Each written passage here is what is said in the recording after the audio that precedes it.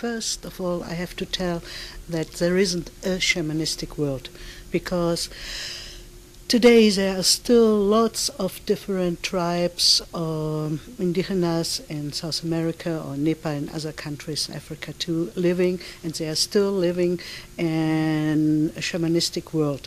So we have different types of shamanistic worlds, but there's like one carpet below this, and this makes all over the world like the essence that this is shamanism. This means that everything who exists has like a soul, has consciousness, and that we are a part of this world, that we are not the heroes and the masters of this world, and that we are always connected to the spirit of other living creatures. Yes. And so I think mostly maybe 27 years I slowly walk into these different rooms of shamanistic world, because I love the way I myself, as a woman, as an artist, as a human, can feel and get in contact with this so-called unseen reality, because for me it isn't any longer an unseen reality, it is reality.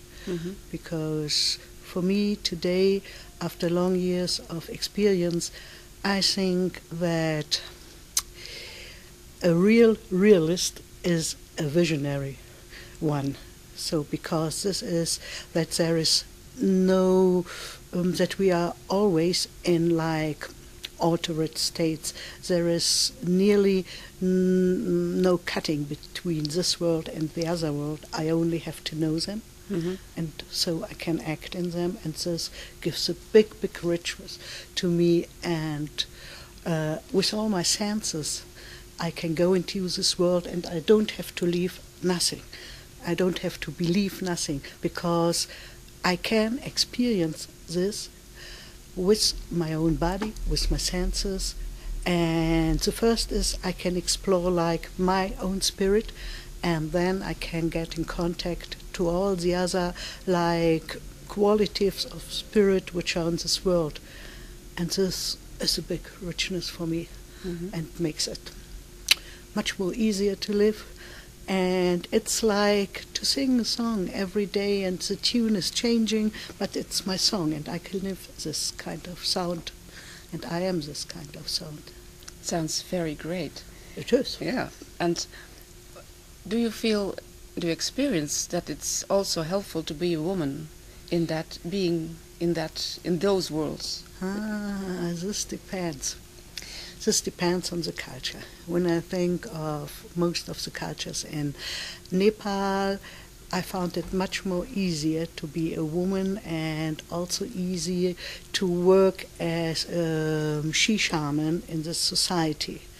But I mostly, in a way, live in the Amazon, in the Peruvian Amazon, and this for women, I found, and I still find, it's not so easy to go, because mostly men are doing this real important work. And so it took a long time for me to find a woman where I could learn from her, because we are women and we see the world with other eyes, and sometimes these are not our outside, our biological eyes. It's like I found that if women are really awake, that the skin of the women have thousands of eyes, and it's not only these eyes or this world, it's a kind, my experience are that women are much more closer like to the essence of life, because they are able to give birth, to give life. They can carry life themselves. Yeah, and so they mostly don't need so hard door openers like men need to get in touch really with this field of alive consciousness.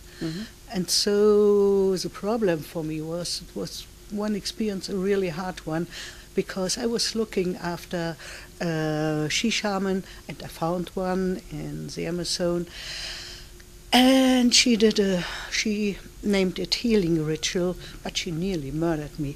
And so I got a ritual with ayahuasca, this plant, which is like a bridge to open really my inner eyes. But she later, people told me, she not only used ayahuasca and chacruna, these both traditional plants which gave effect to you. No, she put a lot of toe, datura into it, and a lot of tobacco. And with this datura, you really can get not only numb in all your parts of your body, but nearly 1.5 a day later, I wasn't able to go, I wasn't able to talk. I really was afraid not to get back into my normal state of thinking and consciousness. Mm-hmm. And normally the songs of the shaman are really healing songs, and they do heal not with the plant. The plant makes that they can see, but they heal with the sound. And this she-woman, she-shaman, she really, for me, it seemed as if she would have like iron whips, and she was like beating me with her iron whips all night long. And I really lost my mind. And later people in the village told me, yeah, if this woman gets a feeling that another woman has a little bit of own power, she really shows everything she can to you. And she is a master, this is true. And they said that only women do like try to get in fight on the spiritual but also on the body way with the effect of ayahuasca, only with women, and men with men. Mm-hmm. So it was like a protection for long years that I only was looking for elder men where I could learn with. I really was afraid to go to another she-shaman. But meanwhile, I found not a lot, but 3, 4, which are really wise women, and they are all elder ones. But this was a hard lesson for me, to trust in a woman, and so I learned it doesn't depend in a way on a woman, that we are not better humans. Mm-hmm. It depends on what do you want, which effect do you want if you are going to treat me, or if you are going to do a healing ritual with me. And this is the key. What's really your focus? If I talk to you with the focus to give a lot of pain to you, and I'm smiling, I will give a lot of pain to you. Mm-hmm. And if she's making this healing ritual with the focus that, I want to see if I'm the strongest or she is, she will harm me. That's mm-hmm. it. And then on and on, I've been walking, and I found another really great old woman. Her name is Dr. Felicitas Goodman. She was an anthropologist, and she was really encouraged. She was an old, really strong lady, and she found out that we can change our perception while working only with postures of our body and with the rhythm. And so I have been like her student for long, long years, and so I found, beside all these ways to open my mind with the help of plants, I found out what a gorgeous way it is only to work with my body and with a special rhythm. And we have done measuring, brain measuring, everything. But this is interesting. But the most interesting is that if you look at really old statues, postures, so in Stone Age, in all the cultures, you can find postures with a real specific way they held their arms, their hand.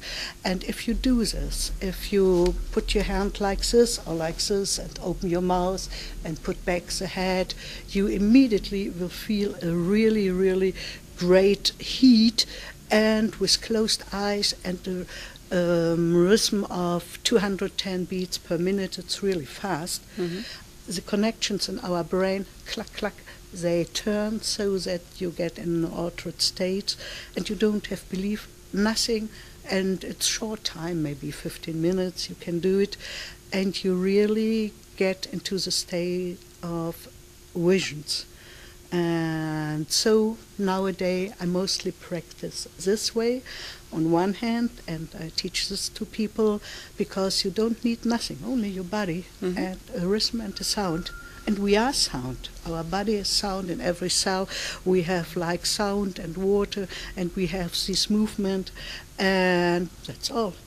And on the other hand, every year for some months I go again and again into the jungle to get into this really direct contact with there's nothing else between nature and me, and that I learned to sing these songs to get in contact with really the spirit of what is. And that you do that on your own, or also in company with others? No, I need this time for my own, because it's very uncomfortable. I can tell you, not only because of the mosquitoes, but because of things which can happen, that you get like a bad spell. So I have been sometimes really, really badly ill because I got like a daño, like a bad spell from the anaconda, or once from a jaguar, or from another shaman who was guilty, because all these things. And then you really get ill, because it is like this phenomenon of resonance. If you are sitting there and your focus is only on me, and with your song you reach like my field of vibrations, and it's possible that you sing a kind of illness to me.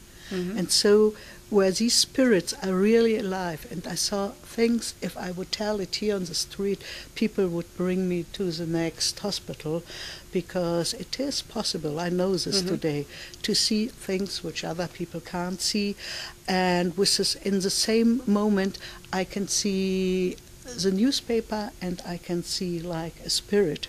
And so I thought, Mamma Mia, what's going on with this? Is the spirit the reality? Because the spirit looks like you. But it's not you. It's really something I can't touch. And this I learned, that if I go within these indigenous cultures, with these people, into their fields of reality, step by step, I'm a part of their reality. And this is not like Sunday afternoon TV show, because this really, really puts away all your everything what you ever thought in your life, that it's possible that someone is touching you like this really hard and no one is around. But this only happens for me if I'm living with the people in the village. But this changed my perception and also my daily life here, because now I know this is one part of possibility of reality, but it's not the only one. And this is what I really like to explore, this richness I have inside of me, and that I'm a part of all these different realities if I'm willing to open my mind. And I also found out that women, in a way, also here go another way. Maybe men will name it a softer way, but it isn't a softer way, because we can mostly, so when I'm doing experience with women, we go out in nature and we sit still, not meditating, but we sit still for hours to get in contact with the other kinds of living, so like trees or animal or something of this, and we don't need nothing to change this perception, but maybe to take care, to be aware of my breath, breathing, or I don't know. It's an easy way, but it's so effectful to go it like the soft flowing water, which gives the stone a form. It's not to take a hammer and to let the stone explore. I think,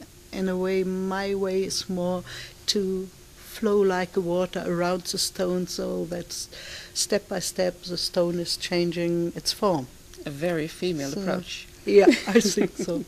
Yeah. Yes. And the people you work with, you take into nature, Yeah. there are mainly women or men also? mainly women, and some things I do only for women. I like the men, this is not the problem. But if you are in a group with women and they are men are changing their behavior, and women too. Yeah, And true. so for some experience, if you really try to be like true to yourself, it's better not to get into this kind of game with men. It's nice, but there are special situations for myself. I'm clearer in my mind and I'm more concentrated on what I'm doing when I'm in one way alone or going with women who also don't take care if you have the nicest lipstick of the day or the best shoes. This doesn't matter. And therefore I do some, for me, important experience only with women. Yes. Yeah. You mentioned that it started for you 27 years ago. Yeah. So with consciousness, yeah. Yeah. What brought you on this path? Who? Sometimes I thought of this, and I can't remember like a person or a day. It is like a long life longing for to see the unseen, but because I always knew there is more than only this table and the chair. And so you know, if you are open because you are hungry to know something, these things you want to know, they will reach you.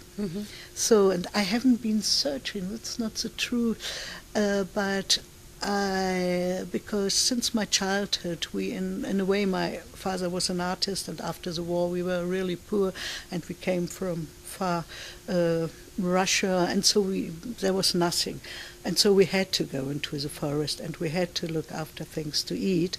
And so I was so lucky to have the sister of my mother who always brought me into the forest and told stories and stories and stories. And nowadays I know that sometimes the real truth is not in science, but it is in this, what we call the old stories, because there is the essence of truth, and they all, also if you take your fairy tales, they all have this point of a knowledge which is behind, and so I think this opened like my view and my longing and going with the colors. If you close your eyes, so simple, hundreds of colors and forms and lines are appearing. And so there must be something in the darkness. Yes. And the real shamans, they only do their ritual in the darkness because this is the strongest time. And all the light is coming out of the darkness. And so this always was combined with my way as an artist because, I can't separate this. You worked as an artist also with light and darkness mainly? Mostly with colors, which are bright and sparkling.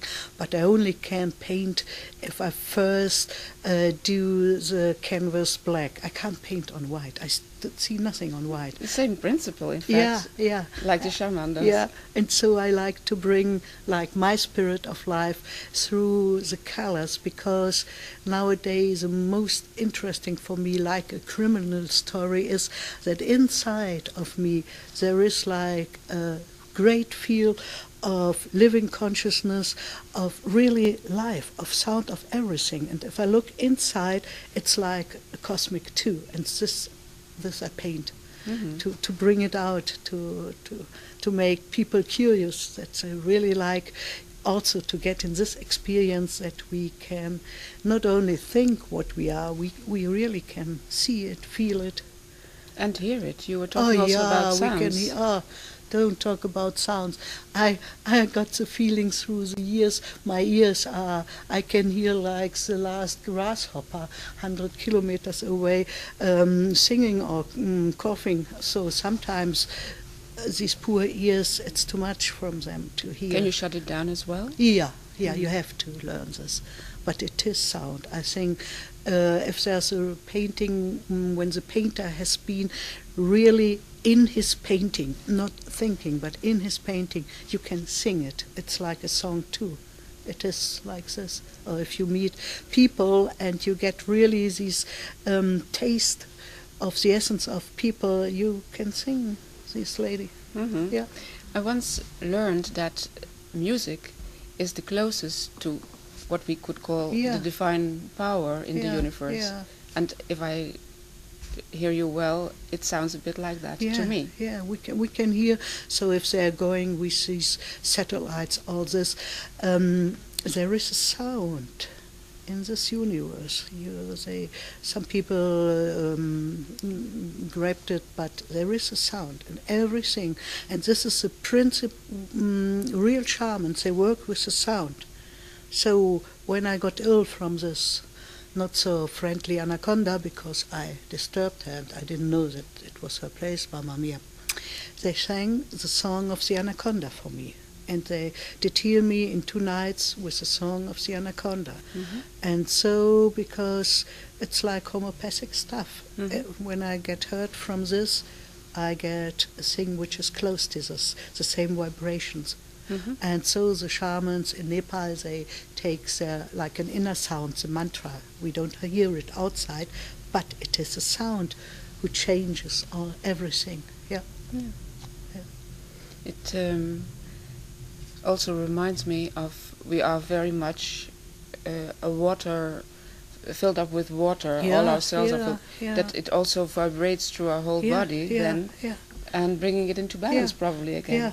And so I like this technique with this old lady now. 3 years ago she died, which she explored again only with the rhythm and with the body.